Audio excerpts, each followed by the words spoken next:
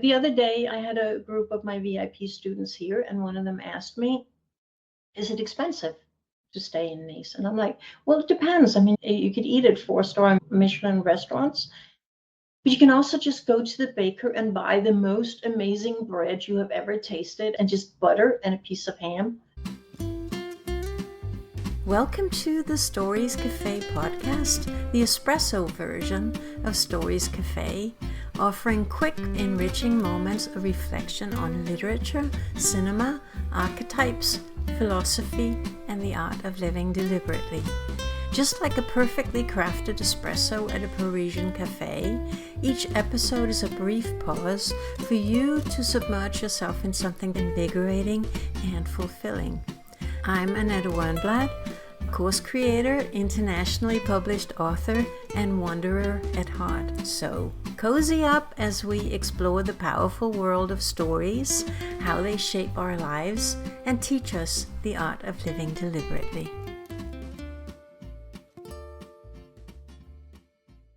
So the topic this month will be Nice. Let's just start actually with a quote. Again, to set the table, celebrating the south of France, celebrating the Riviera, celebrating in particular Nice, but that entire area. Here's a quote that I think explains so well what is it about that part of the world that is so amazing.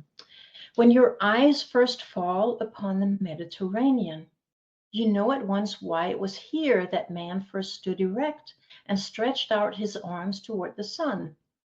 It is a blue sea, or rather, it is too blue for that hackneyed phrase which has described every muddy pool from pole to pole. It is the fairy blue of Maxfield Parrish's pictures, blue like blue books, blue oil, blue eyes, and here comes the main part. And in the shadow of the mountains, a green belt of land runs along the coast for 100 miles and makes a playground for the world. And in the shadow of the mountains, because right behind you have the mountains of Provence, right behind Nice, right behind that entire stretch. And I think it's the most beautiful description. In the shadow of the mountains, a green belt of land runs along the coast for 100 miles, the entire Riviera, and makes a playground for the world. And the quote, of course, is from one of the other great lovers of the south of France, namely F. Scott Fitzgerald. He wrote this for a paper as an article in 1924, and the piece was called How to Live on Practically Nothing. Because one of the things, the other day I had a group of my VIP students here, and one of them asked me, is it expensive to stay in Nice? And I'm like, well, it depends. I mean, you could eat at four-star Michelin restaurants, but you can also just go to the baker and buy the most amazing bread you have ever tasted and just butter and a piece of ham. Remember one time I was in Cannes? It was not during the film festival. I was just there. And I bought a sandwich just from a little cart down on the Croisette. And it was just a piece of baguette with butter and ham. And I was like, I've never tasted anything that tasted this good. So I think it's such an apt title, How to Live on Practically Nothing. You can spend obviously a lot of money anywhere in France, and you can go to fancy shops and restaurants and whatever, but you don't have to. This is what I do. I mean, I live on practically nothing when I'm there. So basically, the 100 miles that Fitzgerald talks about is from the Spanish border on the west to the Italian border on the east. That whole stretch is the Riviera, and that's the playground for the world that Fitzgerald talks about. And this entire stretch is so filled with the most beautiful museums. They're not just boring museums, even though the art is interesting. Museums can sometimes be a little bit boring. The museums in this area are absolutely exquisite. One of my favorites is the Picasso Museum in Antibes, which is just a villa overlooking the ocean, and you have all the sculptures outside, and you have everywhere you go, you can look at these exquisite Picassos with the view of that ocean right outside the window. So I had a period where I was coming out of a very painful relationship, and it was a very painful period, and for all sorts of reasons, Nice has healing powers. And whether it is just that area and all the people that used to stay there, or it's the salty air, or it's all the amazingly healthy fruit and vegetables and the food, local food, the actual niece cooking. And if we have any time left over, I'll tell you a little bit about that. But I probably have more material today I can see than we in any way have time for. So I'll just go through some of the stories and give you a sense of what is it that's so special about this area, and then I can save some of the other stories for some other time.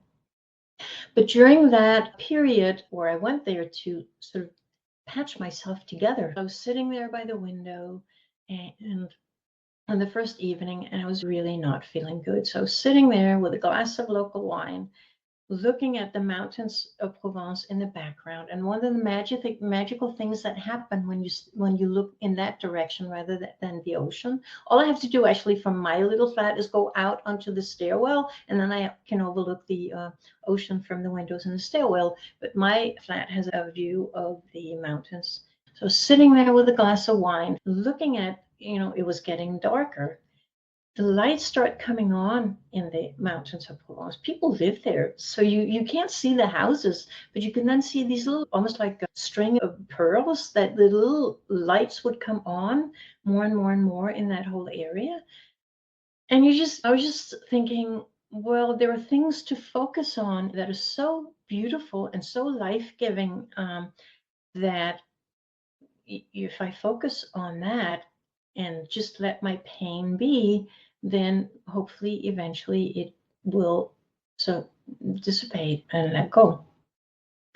But then I started writing these things down, that I started writing a collection of, it's not exactly short stories, because it was a sort of combination of therapy just to go through my emotions, and also turning it partly into fiction. Um, so so I started writing a chapter every day. And I would just, during that time where I had my apéro, as they call it in France, which is the apéritif, when the workday is finished, you have a single drink, a glass of wine or something else. So whether it was in my room or whether it was downstairs in a cafe or a restaurant, I would take out my phone, which was a tiny little iPhone at that time, and I would write a chapter on that phone. And I would send it to my coach in Edinburgh every night. And so I still have that collection of prose. It's all still in draft form. I've never done anything else with it ever since. But preparing for this day, I thought, well, maybe I should actually take that up again and look at all those chapters and tweaking them a little bit. Because now at this point, 11 years later, they're obviously more fiction than fact. So I would like you to actually read you a few passages from that work, which sort of tentatively is called The Pilgrim. Chapter 6 is about painting. And here's the opening of that chapter. It's little wonder that the light here has inspired so many of the great painters. The sunset over the Mediterranean every night looks like a perfect watercolor painted by a soft, loving master's hand in an endless variety of pastels that constantly transform and shift with every second that passes. When darkness falls, color ceases to exist, and so exquisite baby blue and gold and rose gradually melt into periwinkle, then purple, then the deepest dark ink blue. Now, as I sit here, I have right in front of me the ocean singing its forceful ancient lullaby, all black except for the moon that it reflects. Thank you so much for joining me. I hope you enjoyed your espresso break and learned something new.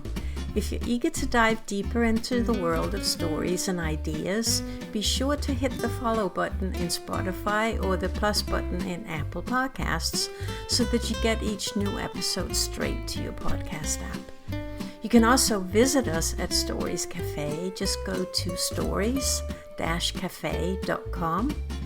There you can explore free content for a taste of what we offer, or if you're ready for more, a paid membership unlocks in-depth discussions, full access to our archives, and a vibrant community of fellow story enthusiasts.